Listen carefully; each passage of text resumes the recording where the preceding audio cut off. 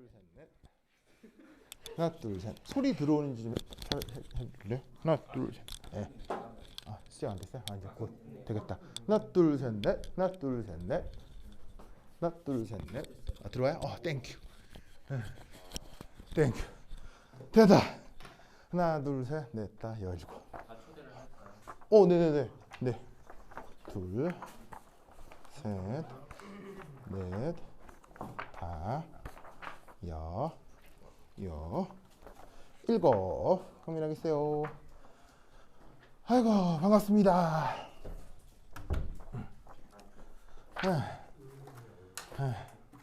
자, 여러분, 그거 학교에서 이렇게 한 학기라고 해야 되나? 지내보니까 어땠어요? 네? 학교 지내보니까 어땠어요? 좋아요. 괜찮았어요? 좋아. 그, 기숙사가 안 좋아요? 방이 좀 작네요. 아, 방이 좁다? 그래? 그랬군. 알았어. 그래. 학교에서 배우는 교과목은 어땠어요? 뭐 전반적인 느낌이?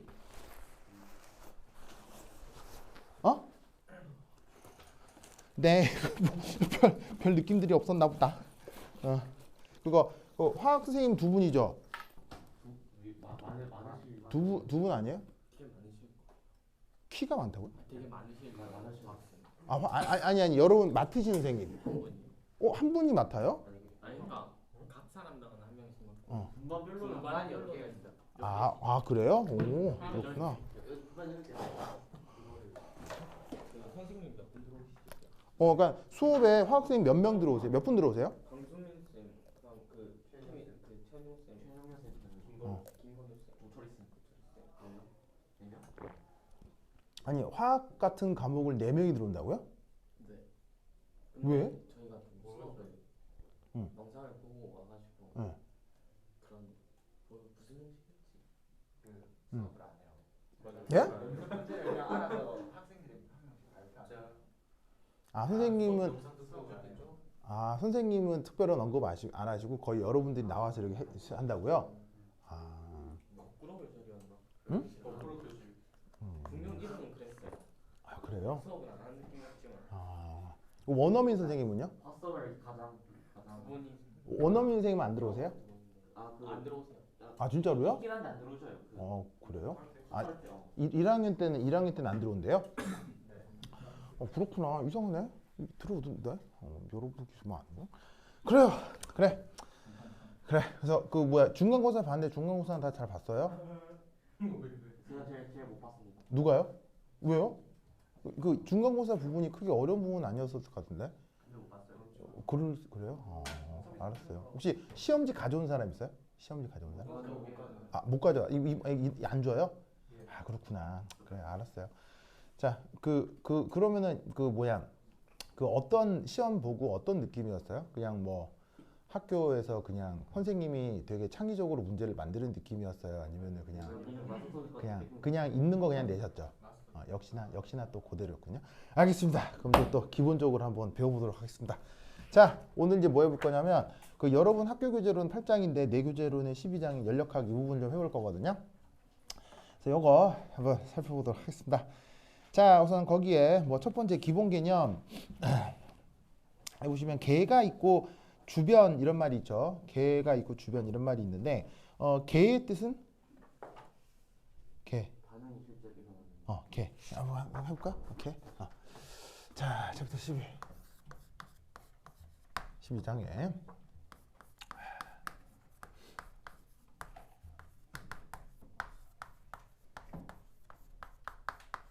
자, 기본 개념. 자, 첫 번째 이제 개. 이제 우리말 번역은 시스템이라고 합니다. 그렇구나. 여러분들은 이게 영어로 하는 게 편하겠구나. 이렇게 시스템 우리말로 개로 번역을 하는데 자, 의미가 뭐냐? 의미가 뭐예요? 연구자의. 바로 이제 연구자의 관심 영역이죠. 요걸 이제 개라고 합니다. 그럼 이제 여기 관심 영역이라는 말이 나오는데 관심 영역은 정해져 있어요? 그때그때 달라요? 매우 다양하죠. 그래서 화학만 하더라도 이 시스템을 어디까지 두느냐 이게 이제 그 뭐 되게 이제 뭐 사람마다 다를 수 있는데 왜 이상해? 아니요. 제가 믿었어요. 그래요? 그래. 자꾸 보길래 뭐 잘못 안 찍힌 줄 알았어. 그래서 그 관심 영역은 연구자마다 다르기 때문에 걔도 상당히 다양하게 그 나타날 수 있어요. 그런데 보통 화학에서 이제 사용하는 거는 뭐냐면 보통 화학에서는 그 화학 반응 자체예요.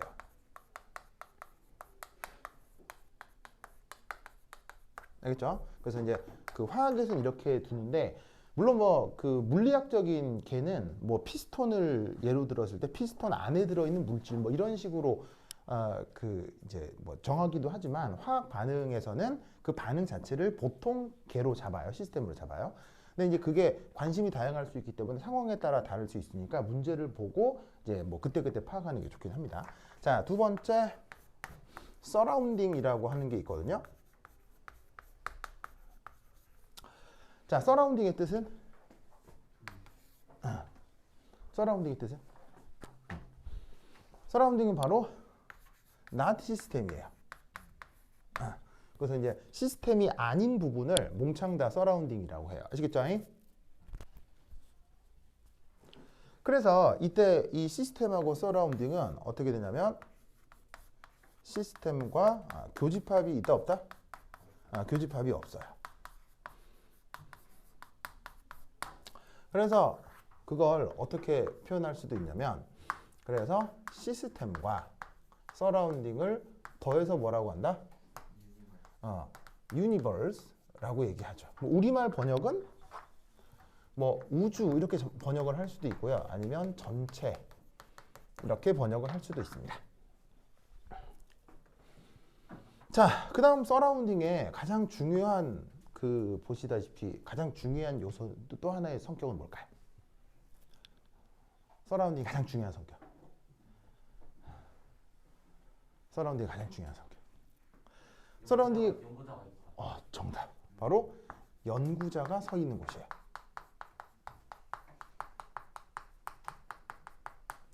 연구자라고 하는 게 바로 누구냐면 사람이야. 자, 이게 왜 중요하냐면 이게 연력학은 시스템을 없네. 잠시만요. 지우개가 없어.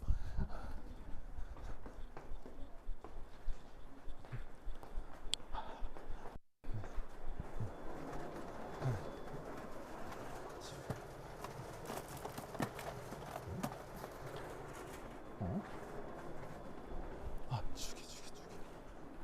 저 실장님 혹시 저 파란 분필이 있나요? 파란 여기 없는데? 없으면 없나? 파란 분필? 거기 있구나. 네, 감사합니다. 네. 그 영상 이제 수업 끝나고 나면 언제쯤 발신하나요? 지금 그거 네이버 밴드로 촬영하고 있거든요. 네. 지금부터도 볼 수 있어요. 네. 호영이한테 네. 보내주실. 아마 저 친구가 링크를 보냈을 거예요. 네. 그럼 지금도 라이브로 볼 수 있어요. 네. 됐다. 그거 진유라. 이거 아까 보냈던 밴드 링크 우혁이란 친구한테도 보냈어요? 그럼 됐다. 고마워요.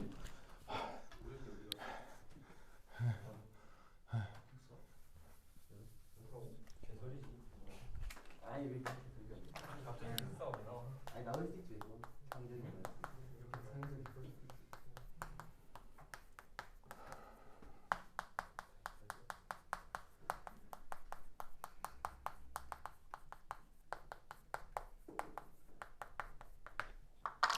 자, 이게 무슨 말이냐면 그 연력학의 모든 측정의 대상은 시스템을 측정하는 것 같지만 관심만 있고 그 시스템에 대한 직접적인 측정은 할 수가 없어요. 왜냐하면 그 연구자가 어디에 있기 때문에 서라운딩에 있기 때문인 거죠. 무슨 말인지 알겠죠? 그러면 결국 어떻게 되냐면 항상 연력학은 서라운딩을 측정하는 거예요. 그래서 어떻게 되냐면 간접적으로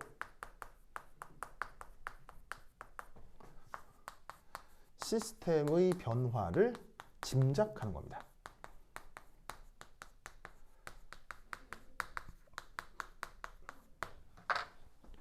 무슨 말 알겠죠?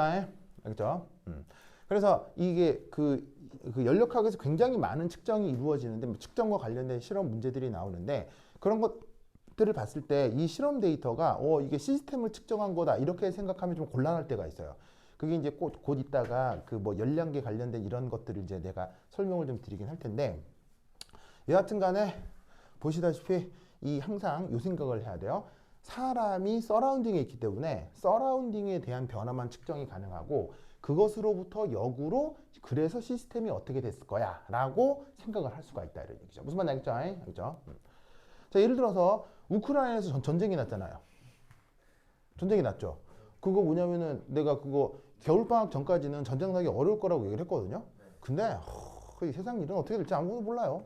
전쟁은 일어났고요. 그렇죠? 일어났고 사실은 전쟁이 안 일어날 요소가 더 많았는데 모르는 거죠. 최고 결정자의 최고 권력자의 결정은 뭐 여러 가지 방향으로 튈 수 있으니까요. 어쨌건 전쟁은 일어났고 그러면 잘 봐. 전쟁이 일어났다니까 우크라이나에 대한 관심이 가긴 가죠. 그렇죠? 근데 실제 우크라이나에 전쟁이 일어나는지 안 일어나는지 내가 알 게 뭐예요? 진짜로 막 총알이 날아다니고 막 대포가 터지고 이래 우와 전쟁 난다 보다 하는 거지. 어디 전쟁 났대 그러면 전쟁이 난 거야? 안 난 거야? 뭐 이럴 거 아니야. 근데 우리는 어떻게 그 전쟁이 났다 안 났다를 피부로 느껴볼 수 있을까? 뉴스라고 하는 것도 어찌 보면 간접적인 전달이긴 한데요. 그 예를 들어 이런 일이 벌어지는 거예요. 갑자기 난데없이 칼국수 값이 올라가요. 무슨 말인지 알겠어요? 예, 칼국수 값이 올라가고 그 다음에 빵값이 올라가고 그 다음에 휘발유 값이 올라가는 거예요. 그게 왜 그러냐면 러시아, 특히나 그 우크라이나가 그 여러분 모르시겠지만 전 세계에서 가장 유명한 곡창지대거든요. 밀이 전 세계에서 엄청나게 많이 나는 곳이에요. 그래서 우크라이나, 러시아 여기가 밀이 많이 나서 그걸로 유럽 사람들도 먹고 아프리카 사람들도 먹고 중동 사람들도 먹고 그렇거든요. 근데 갑자기 전쟁이 나면 수송이 안 되잖아요. 그럼 갑자기 밀값이 막 올라가겠죠. 그게 결국 우리가 살고 있는 우리 서라운딩, 우리나라에서의 칼국수 값이 올라가는 것으로 현상이 나타나는 거예요. 그러면 어떻게 되냐면 난 한국에 살고 있는데 한국에 칼국수 값이 올라갔어. 그래서 나는 간접적으로 짐작하는 거야. 뭐라고? 거기서 진짜 전쟁이 났긴 났나 보다. 무슨 말 알겠죠? 이렇게 접근하는 게 연력학이에요. 알겠죠? 알겠죠? 그래서 이 생각을 꼭 기억해 두시기 바랍니다. 자, 됐고요. 그 다음 거기 이제 또 어떤 말이 하나가 있냐면 뭐 개의 종류 뭐 이런 건 뭐 그게 어렵지 않고 그다음 1.3에 자 연력학적 상태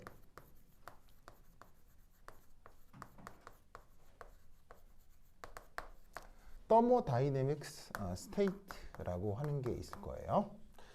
자 거기서 그 하나 기억할 게 첫 번째 거기에 process라는 말이 있을 겁니다. process. 이제 우리말 번역으로는 과정이라고 하는 건데, 자, 이 과정이라고 하는 건 뭐냐면 어떤 상태와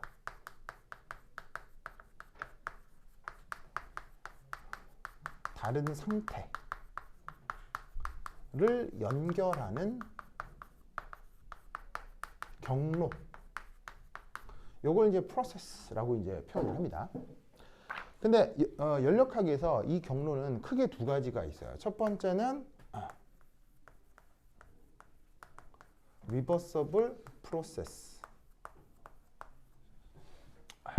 어이 깜짝아. 첫 번째는 reversible process.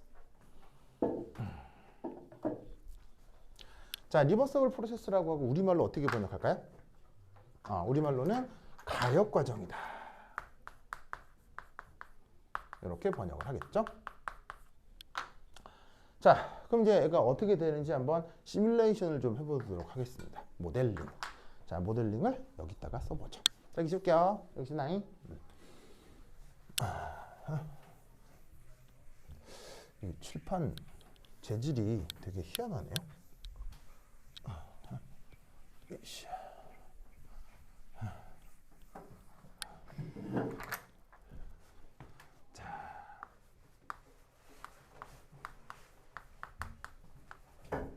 모델링.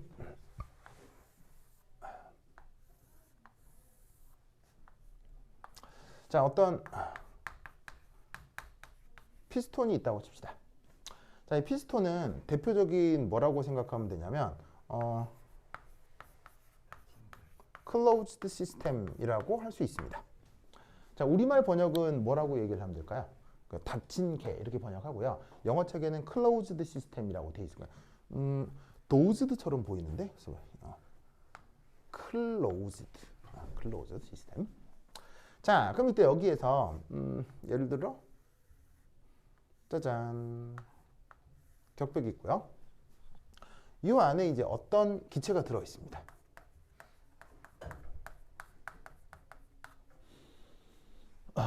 그때 이 내부에 처음 부피가 뭐 1리터였다고 쳐보죠. 1리터. 뭐 그것도 그냥 편의상 이상기체 합시다. 그냥 이상기체. 그리고 이때 외부 압력이 10기압으로 주어져 있다고 치겠습니다. 그리고 전체 과정은 등원 과정이다.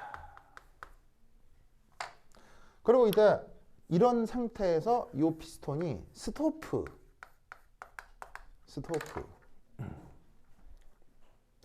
그래서 얘가 이제 피스톤이 빠져나옵니다.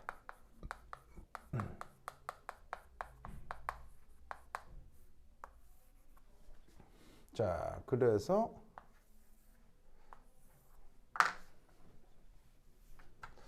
자, 나중 상태가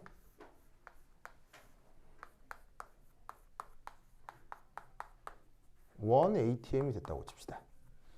그럼 이게 이상기체라고 하고 등원 조건이라고 하면 뭐 PV는 NRT 이런 거 알죠? 그렇죠? PV는 NRT 배웠죠?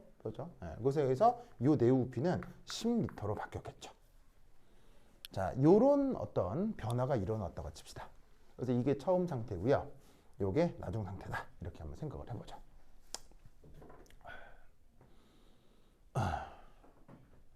자, 이 리버서블 프로세스는 어떤 걸 얘기하냐면 바로 P 시스템과 P 익스터널. 자, 그래서 PEX라고 하는 게 뭐 줄임말이겠어요? EX가 뭐 줄임말이겠어요? 바로 익스터널을 뜻합니다. 외부를 뜻하는 말이죠. 그래서 외부 압력이 지금 10기압에서 1기압으로 변했다는데 이 가역 과정의 가장 첫 번째 조건 중에 하나는 뭐냐면 시스템의 압력하고 외부 압력이 매 순간 같아야 합니다. 매 순간 같습니다. 그럼 이때 어떤 일이 벌어지게 되냐면 바로 이런 일이 벌어지게 되는 거죠. 저 피스톤은 어떻게 빠져나오기는 빠져나오는데 어떤 식으로 빠져나오게 되느냐? 피스톤은 등속 운동을 하게 되는 거죠. 아시겠죠? 자, 왜냐하면 내부 압력하고 외부 압력이 어떻게 되는 거예요? 같다라고 했죠. 그럼 내부 압력하고 외부 압력이 같으면 뭐가 나타나겠어요? 바로 알짜임이 생기겠어요? 안 생기겠어요? 알짜임이 안 생기겠죠. 그래서 여기에서 힘의 균형이 나타납니다. 그러다 보니까 이 피스톤 자체에는 가속도가 어떻게 되겠어요? 가속도가 없겠죠? 그래서 피스톤이 잘 보세요. 여기가 1리터였고 여기가 10리터면 무조건 피스톤이 빠져나오는 움직임이 벌어져야 되잖아요. 그럼 움직임이 벌어져야 되기 때문에 분명 움직이긴 움직여야 되는데 매 순간 힘의 균형이 나타나기 때문에 가속도가 없는 운동을 해야 된다고. 그래서 피스톤은 어떻게 빠져나온다? 등속 운동으로 빠져나올 수밖에 없다 이런 얘기죠. 무슨 말 알겠죠? 근데 이 등속 운동으로 빠져나온다라는 것에 어떤 맹점이 있어요. 뭔가 해결할 수 없는 구간이 생겨요. 어디하고 어디죠? 네, 바로 시작하고 끝이죠. 왜냐하면 어쨌거나 시작인 경우에서는 서 있잖아요. 서 있는 데서 어쨌거나 뭐 하게 될 거예요? 서 있는 데는 어쨌거나 움직여야 될 거 아니에요. 그렇죠? 그리고 움직이다가도 여기서 어떻게 돼요? 여기서 다시 또 어떻게 돼야 돼요? 서야 되죠. 그러니까 등속으로 움직이려고 해도 서 있다가 어쨌거나 움직이는 것. 그 다음에 움직이다가 쓰는 건 당연히 뭐일 수밖에 없어요? 가속일 수밖에 없죠. 무슨 말 알겠죠? 그러면 이걸 어떻게 극복하면 될까요? 미루. 바로 어떻게 되냐면 걸린 시간이 무한대가 되는 것으로 이걸 극복해 주는 거예요. 무슨 말 알겠죠? 시간을 무한히 길게 잡으면 순간 가속도가 생겨도 그 가속도를 점점점 0으로 수렴시킬 수 있겠죠. 그래서 어떻게 되냐면 가역 과정이라고 하면 피스톤이 어떻게 움직이는 것을 뜻한다? 천천히 하겠죠. 그래서 여기서 피스톤이 빠져나오는데 어떻게 빠져나온다? 보시다시피 얘가 very slowly 아시겠죠? 아주 느리게 피스톤이 빠져나오는 거예요. 이상적으로는 어떻게 해? 이상적으로는 시간이 무한히 걸리는 거죠. 무슨 말 알겠죠? 즉 이 가역 과정은 이미 여기에서 뭘 알 수가 있냐면 실존할 수 있겠어요? 이런 건 없겠어요. 실존할 수 없는 거예요. 없는 가상적 과정입니다.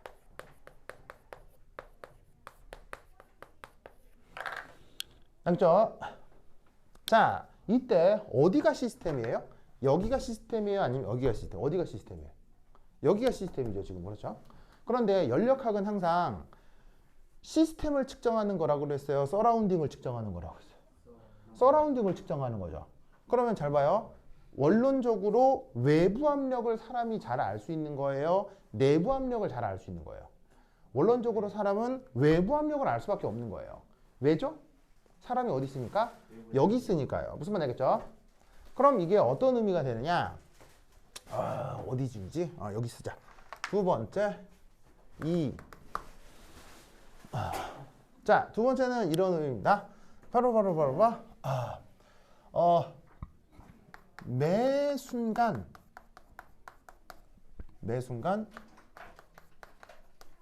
내부 압력 정보를 알 수 있다는 뜻이 되는 거예요. 무엇을 통해서? 이 등 관계를 통해서. 아시겠죠? 그래서 어떻게 되냐면 내부하고 외부 압력이 같기 때문에 외부 압력을 읽음으로 해서 내부 압력을 매 순간 알 수 있는 그런 또 특징을 가질 수가 있어요. 그러면 이게 어떤 의미가 되냐면 매 순간 내부 압력 정보를 알 수 있다는 얘기는 바로 뭐다? 시스템의 정보를 연속적으로 알 수 있다는 얘기예요.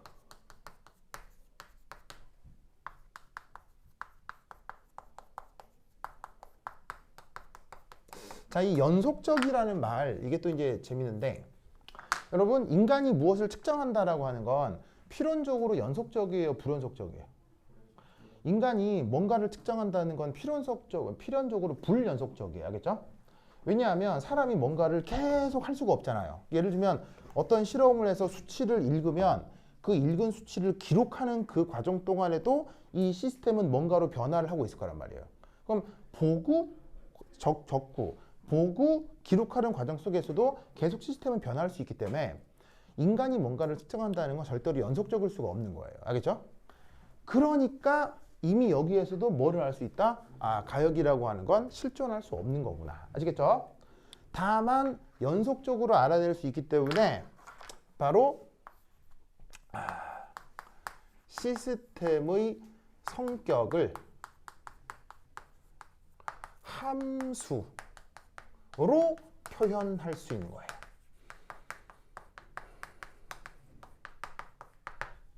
그 성격을 연속적으로 알 수 있기 때문에 그 성격을 그래프상에서 함수의 형태로 표현을 할 수가 있어요. 그럼 함수의 형태로 표현할 수 있다는 얘기는 수학적인 처리가 어떻게 된다는 얘기죠? 수학적인 처리가 아주 쉬워진다는 얘기죠. 아시겠죠? 그래서 예를 들면 함수로 표현할 수 있다고 하는 거니까 예를 들면 그 수학적으로 가장 편리한 계산 테크닉 중에 미분이나 적분 이런 계산 테크닉이 있겠죠. 그런 것들을 이 가역 과정에 대해서 이제 뭐냐면 적용을 해볼 수가 있는 거예요. 알겠죠?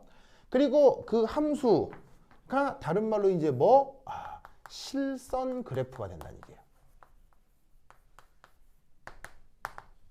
함수니까 어떤 좌표 평면상에 그 데이터를 실선의 그래프로 표현을 할 수가 있다는 얘기예요. 이 말은 무슨 말이냐면 가역이 아니면 또 무슨 과정이 있겠어요? 가역이 아닌 과정이 있을 수 있겠죠. 그럼 이걸 비가역 과정이라고 하는데 비가역 과정에서는 그 데이터를 실선 그래프로 표현할 수가 없어요. 아시겠죠? 그럼 역으로 우리가 어떤 생각을 해볼 수가 있냐면 예를 들어 자 예를 들어 어디를 지우지? 자 여기 지워볼게요. 여기 지워볼게요.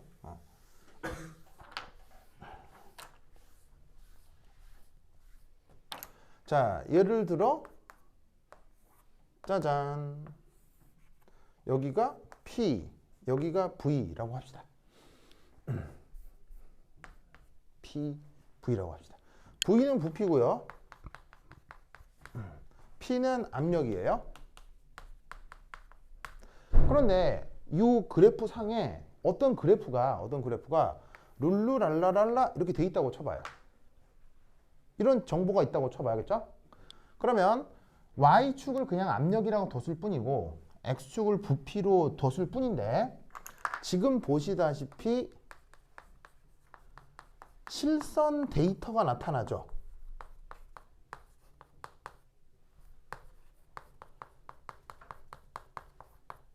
그러면 이 압력은 누구 압력이에요?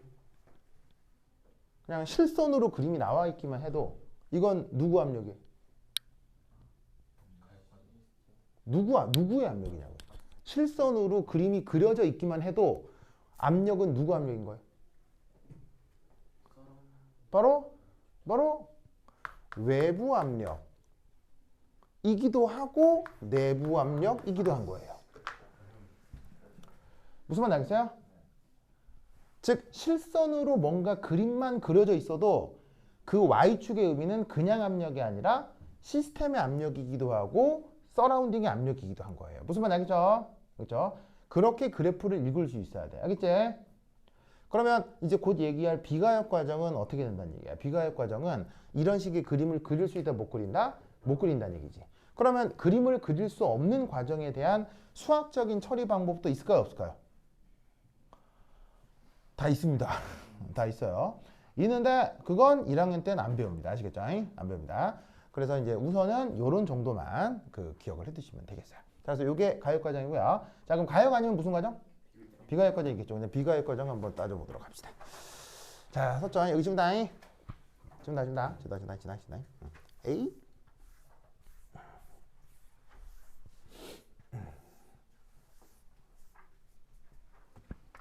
자, 두 번째 E. 우리말 번역은 비가역 과정이라고 번역을 할 거예요. 알겠죠? 그럼 그걸 영어로 어떻게 표현한다?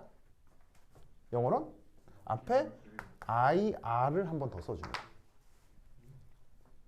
그래서 리버서블이 가역이고요. 이 리버서블이 비가역이에요. 알겠죠? 이게 몇몇 형용사들은 반대말을 쓸 때 앞에 뭐 on을 쓰기도 하고 in을 쓰기도 하고 뭐 그러잖아요. 얘 같은 경우는 IR을 써서 이를 이렇게 써서 반대말을 써주시면 됩니다. 그래서 우리말 번역은 비가역 과정이 되겠죠. 알겠죠? 자, 그럼 얘는 뭘 의미하는 거냐면 바로 이겁니다. 시스템의 압력하고 외부 압력이 어떻게 된 거? 어떻게 된 걸 얘기하는 거예요? 바로 같지 않기만 하면 되는 거예요. 같지 않기만 하면 되는 거예요. 그러면 어떻게 되냐면 피스톤이 가속도가 생기겠어요? 안 생기겠어요? 피스톤이 가속도가 생기겠죠.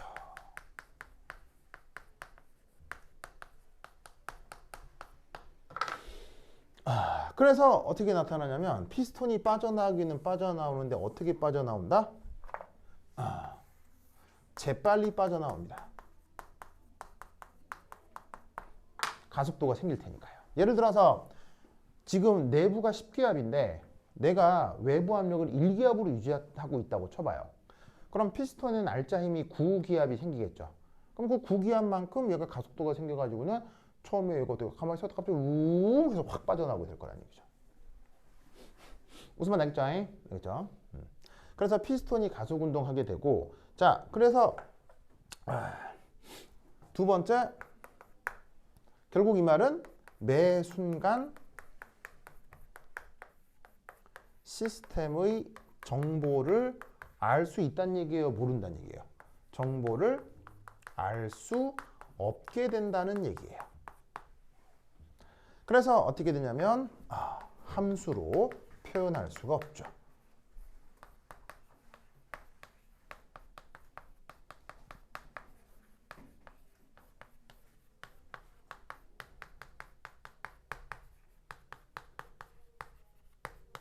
이러한 비가역 과정이 사실은 대부분의 실제적인 과정입니다. 우리가 그 보통 경험하게 되는 물리적 과정의 대부분의 것들이 다 비가역 과정이에요. 알겠죠? 알겠죠? 그래서 우리는 비가역 과정을 주로 경험하지만 그 비가역 과정은 묘하게도 함수로 표현하기가 어렵기 때문에 초반에 배우기가 좀 어려울 수 있습니다. 그래서 1학년 과정에 배우는 연력학에서는 잘 다루질 않는다. 알겠죠? 그래서 주로 뭘 할 것이다? 실선으로 표현되는 그 가역 과정을 표현할 것이다. 라는 것을 꼭꼭 알아두시기 바랍니다. 오케이, 됐다. 자, 그 다음 한 장 넘기시면 거기 상태함수, 경로함수 이런 말이 나올 거예요. 자, 이거 한번 살펴봅시다. 여기 볼게요. 신나이. 이거 끝나고 다음 수업 있어요? 뒤에? 네, 없어요. 또 있어요? 있는 사람이 있고 없는 사람이 있어요? 예. 아, 그렇구나. 다음 수업 몇 시인데요? 8시. 그렇대요. 다 8시요? 알았어. 자, 오케이. 뭐라고? 그게 뭐냐면 내가 여기서 7시에 맞춰야 되거든요. 7시에 맞춰야 되거든요. 왜냐면 7시에 맞춰야 내가 또 창원에 또 가야 돼요. 오늘 진짜 서울, 부산, 창원 찍고 하여튼 막 창원 가야 되거든요. 그래서 오늘 좀 늦게 시작했잖아요. 그래서 화요일 날 좀 앞뒤로 더 붙일 수 있는지 좀 볼게요. 알겠죠? 화요일 날 올 거죠? 화요일 날 수업 시간 어떻게 돼요? 네, 화요일 날 수업 시간 어떻게 돼요? 앞뒤로 저는 없는데 다른 친구들. 수학이 있어요? 네. 앞뒤로 수학, 양이면 쉽? 매요? 앞뒤로 다 붙어 있구나. 그냥 수학을 탭시다. 뭐라고요?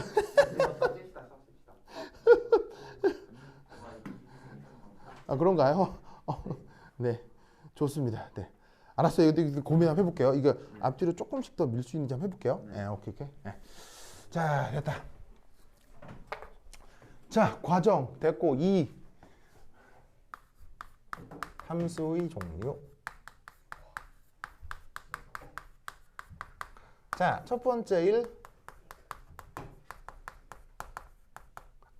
영어로 쓰는 게 좋겠지? 스테이트 펑션이라고 하는 게 있습니다. 우리말 번역으로 어떻게 번역하는 거? 상태 함수. 이렇게 번역하는 거. 자, 이 녀석은 뭐냐면 프로세스니까 뭐하고 뭘 얘기하는 거겠어요? 방금 얘기한 가역이냐 비가역이냐를 얘기하는 거겠죠. 그래서 프로세스에 따른 프로세스에 따른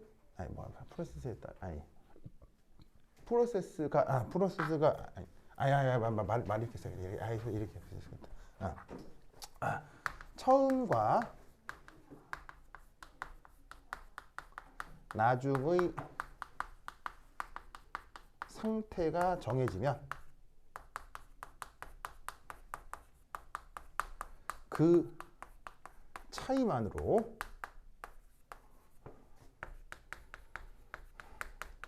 결정되는 함수.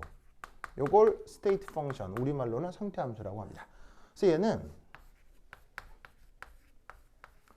프로세스에 관계가 없어요.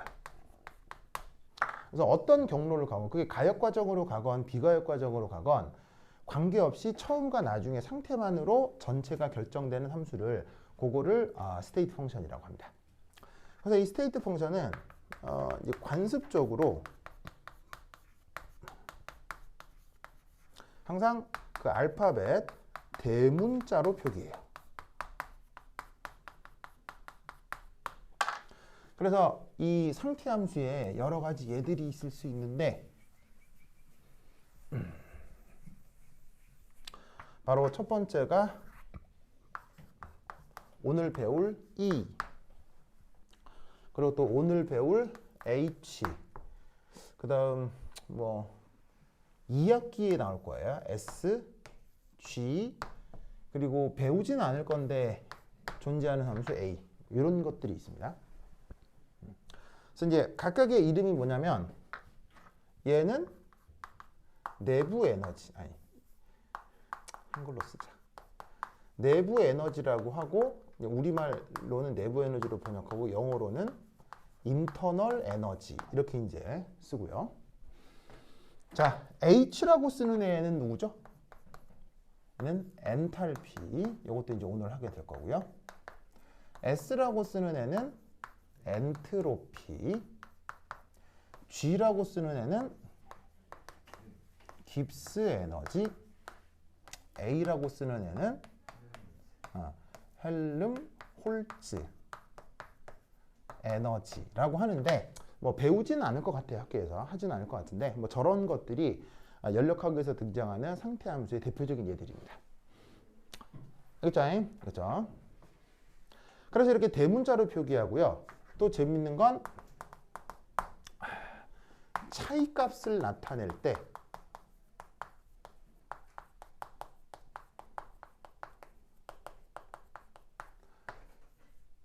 델타라는 표기를 써줍니다. 그래서 세모로 쓰고요. 읽을 때는 델타. 그래서 그리스어 알파벳 중에 왜 알파, 베타, 감마, 델타 하는 이런 그리스어 알파벳이 있죠. 그 델타의 그리스어 대문자 표기예요. 그렇죠? 그래서 예를 들어 이렇게 된다는 얘기죠. 델타 E라는 표현이 있다. 그럼 얘는 뭐 나중 상태의 내부 에너지에서 처음 상태의 내부 에너지를 빼기만 해서 표현한 것이라고 생각해 주면 돼요. 그리고 재밌는 건 이것은 경로가 달라져도 값이 같게 나타납니다. 이게 또 내부 에너지 혹은 상태 함수의 중요한 특징이기도 하죠. 자, 그럼 상태 함수 말고 또 어떤 함수가 있을 수 있을까요?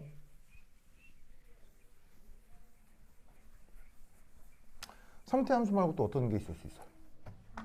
자, 두 번째는 이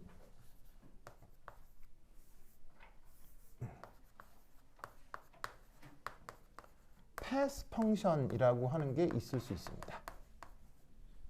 이걸 이제 우리말 번역은 어떻게? 경로 함수라고 번역을 해요. 아야. 자, 얘는 뭐냐면 그야말로 프로세스에 따라 달라지는 함수를 얘기합니다. 즉 가역 과정으로 갔을 때와 비가역 과정으로 갔을 때. 자, 그리고 가역 과정이라고 하는 것도 한 가지 과정만 있겠어요? 가역 과정도 다양할 수 있겠어요? 가역 과정도 다양하고 비가역도 다양해요. 다 다양해요. 다 다양하기 때문에 그 각각의 과정에 따라서 값이 매꾸 달라질 수 있거든요. 그런 거를 우리가 뭐라고? 패스 펑션이라고 합니다. 자, 그럼 얘는 어떻게 되느냐? 관습적으로 소문자로 표기합니다. 그래서 대표적인 예가 더도 말고 덜도 말고 딱 두 개밖에 없어요. 몇 개? 딱 두 개. 바로 Q, W 두 개밖에 없어요. 그럼 Q가 뭐고 W가 뭐냐? 자, Q는 우리말로 열, 영어 표현으로는 heat 이렇게 번역을 하고요. W는 우리말로 일, 그 다음에 영어 표현으로는 work 이렇게 표현을 합니다. 그래서 뭐 글쎄 다른 체계에서 경로 함수가 다양하게 있을 수 있는데 연력학 체계에서는 이 두 개예요, 그렇죠? 이 두 개. 자, 얘들은 이 경로 함수는 항상 이렇습니다. 절대로 그 절대적인 값을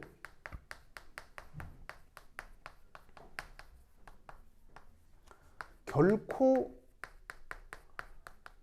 알 수 없습니다.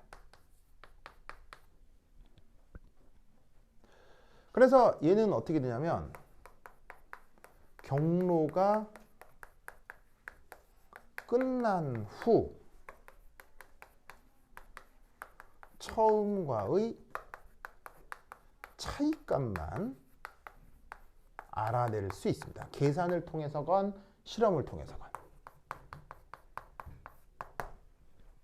알겠죠? 그래서 어떻게 되냐면 얘는 델타 표기를 하지 않습니다.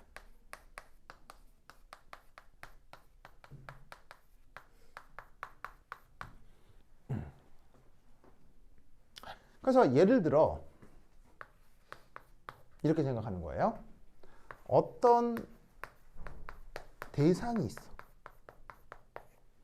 그 대상은 시스템일 수도 있고 서라운딩일 수도 있지.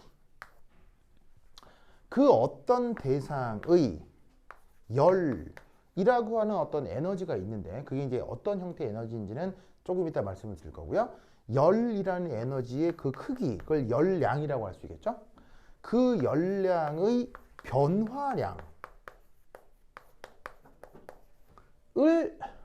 열이라고 하는 거예요.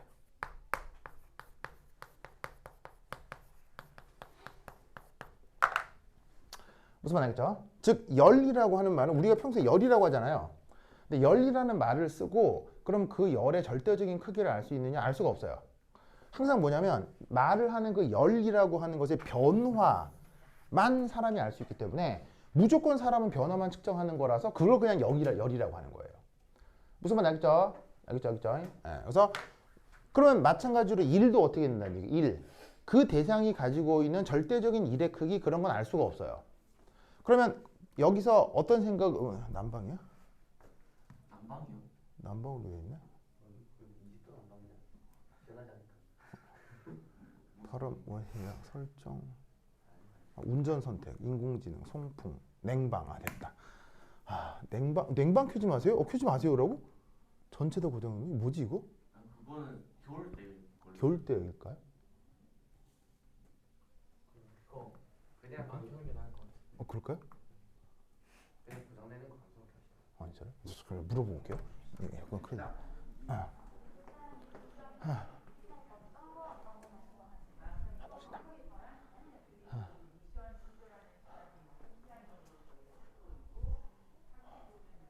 아무도 안 계시네. 아이고 실장님이 안 계시네.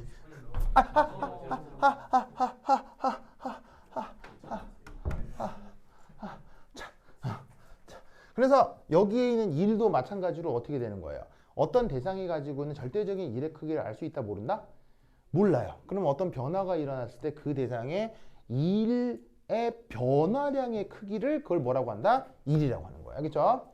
그래서 항상 일과 열, 경로함수는 상대값, 차이값을 알아내는 건데 항상 그렇기 때문에 앞에 델타라는 표기를 쓰지 않아요. 알겠죠? 오케이, 됐다. 그 다음 1.4, 1. 자, 여기 줄게요. 자, 다음 1.4, 1.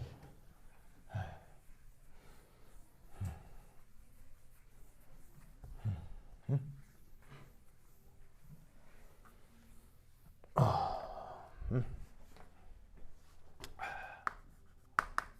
1.4 walk 표기할 때 W라고 쓰는 것. 자, 이때 이 walk이라고 하는 녀석은 항상 이렇게 생각을 해야 돼요. 이게 정성적인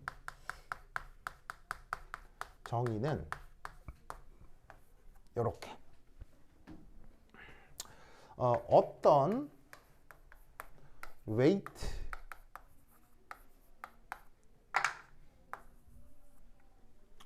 자, 이 녀석을 우리가 다른 말로 그러니까 영어 원서에는 진짜로 weight라고 되어 있거든요.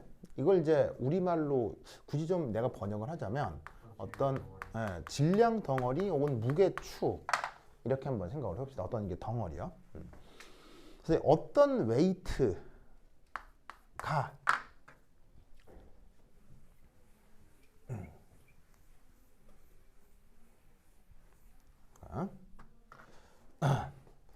이리저리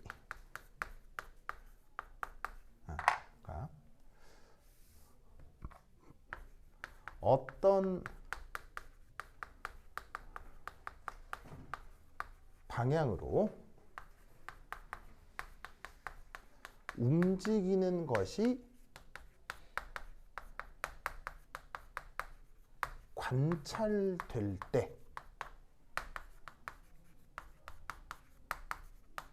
출입한 에너지, 그걸 일로 정의합니다. 그래서 일출입이 벌어질 때는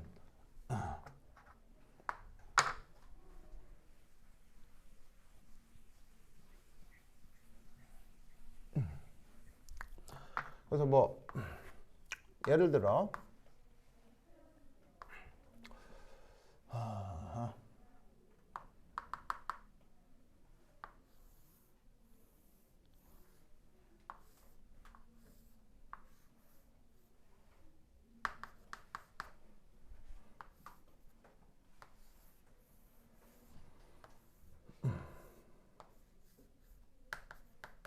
짜잔. 자, 이런 변화를 한번 생각해 봅시다. 그러면 피스톤 안쪽이 항상 시스템이 될 거고요. 그러면 피스톤 안쪽이 시스템이니까 이 추, 웨이트라고 하는 녀석은 항상 어디에? in the surrounding에 있을 수밖에 없어요. 그래서 이 무게추가 지금 요놈인 거죠. 예. 그럼 지금 어떤 일이 벌어졌냐면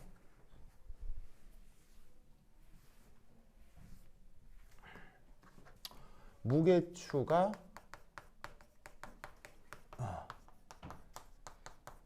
내려오는 것을 관찰하게 된 거죠. 무슨 말 나겠죠? 그럼 이때 여기서 우리는 어떤 해석을 하냐면 이런 해석을 하는 거예요. 바로 서라운딩이 시스템에 일을 했다. 이렇게 표현을 하는 거예요. 그럼 이때 서라운딩이 시스템에 일을 했기 때문에 서라운딩 입장에서는 서라운딩 입장에서는 일이 나갔겠어요? 일이 들어왔겠어요? 서라운딩 입장에서는. 서라운딩 입장에서는 시스템 일을 해버렸기 때문에 서라운딩 입장에서는 그 일이 줄어들었을 거고요. 시스템 입장에서는 일을 받아들인 거 아니에요. 받아들였기 때문에 시스템 입장에서는 일이 어떻게 되겠어요? 늘어났다. 이렇게 표현을 할 수 있다는 얘기죠. 무슨 말 알겠죠? 그러면 이게 거꾸로 일어날 때는 어떻게 되죠? 거꾸로 일어날 때. 거꾸로 일어날 때는 이 표현을 반대로 해주면 되는 거예요. 알겠죠? 거꾸로 일어날 때는 이제 시스템이 서라운딩에 일을 하게 된 거고요. 그렇게 되면 시스템은 일이 감소하는 거고 서라운딩은 일이 늘어났다. 이렇게 얘기를 할 수가 있는 거죠. 주어져 있는 이런 상황에서요. 그래서 이때 이런 표현은 감소했다라는 의미가 되는 거고 그 다음에 이 놈은 증가했다. 이렇게 생각을 해주시면 되겠어요. 그래서 지금 이 표현을 뭐라고 생각하면 되냐면 시스템의 일 함량, 변화량 인데 그걸 줄여서 뭐라고 한다고요? 시스템의 일이라고 한다는 얘기예요. 원래는 시스템이 가지고 있는 일 크기의 변화량인데 그걸 줄여서 그냥 시스템 일이다 이렇게 얘기를 하는 거예요. 이것도 마찬가지겠죠? 그래서 이렇게 정의되는 게 바로 뭐다? 일의 정성적인 정의입니다. 그러다 보니까 일은 항상 어떻게 되냐면 이렇게 돼요.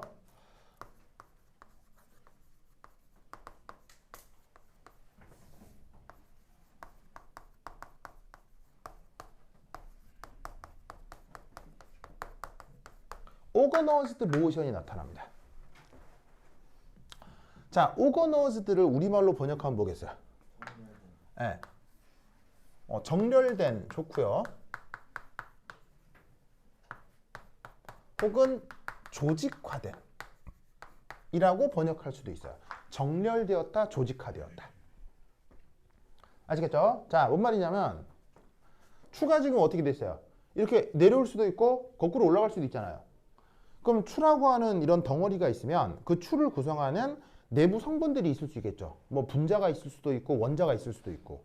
그럼 잘 봐요. 추라고 하는 녀석이 이렇게 내려오면 추를 구성하는 모든 원자들도 다 같은 방향으로 움직여야 되겠어요? 다른 방향으로 움직여야 되겠어요?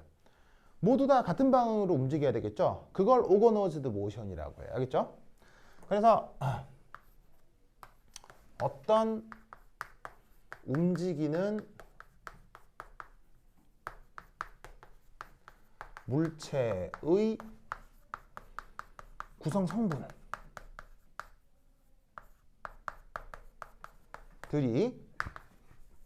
모두